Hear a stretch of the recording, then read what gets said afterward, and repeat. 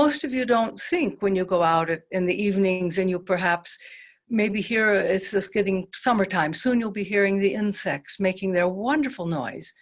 It is so beautiful. Do you know that somebody did a scientific study back in, I think it was the early 80s, where they discovered the difference in the relative degree of healthiness of plants who heard the insects singing versus those that were grown in a completely sterile environment where they did not hear. I mean, that chirping gives energy to the plants.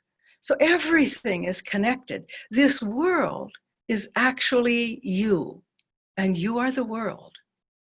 Now, I know it seems the appearances are very strong, and it appears that you are all separate. Everyone has his or her own body. And animals are different from humans, and plants are even different from animals or human. They do appear that way. But always remember this: the life force that is in everything is identical. So part of it takes form as an insect, perhaps to nurture the growing of the plants that it will later eat up and sustain its own life. And those insects are very precious, even though I know a lot of people want to kill them all. It's not a good idea, believe me, because they nurture the growing of plants. So today I would like to provide a situation where we can all think about the preciousness of life on planet Earth. Somebody told me once, oh, plants don't suffer. I said, wait a minute.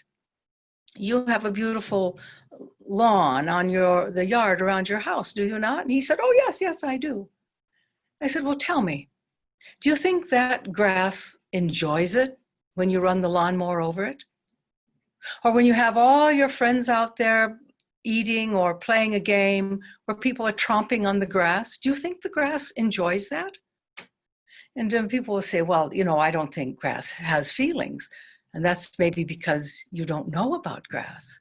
In fact, if you go back to the old standard teachings on the seventh rays of creation, the fourth ray is seen as the emotional ray. And this is where the plant kingdom exists on that spectrum.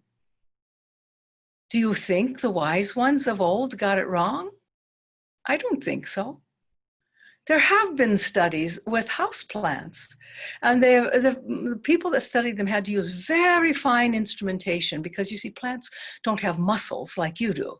So whereas you can raise an arm or pick up a leg, push yourself up from a chair, walk across the room, they cannot do that.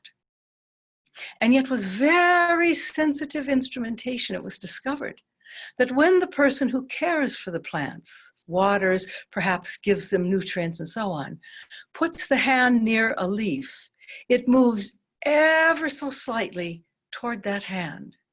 It's looking for connection, you see?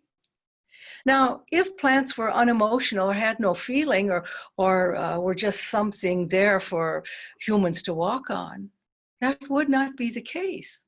So it's time, my dear friends, you have to take a bigger perspective.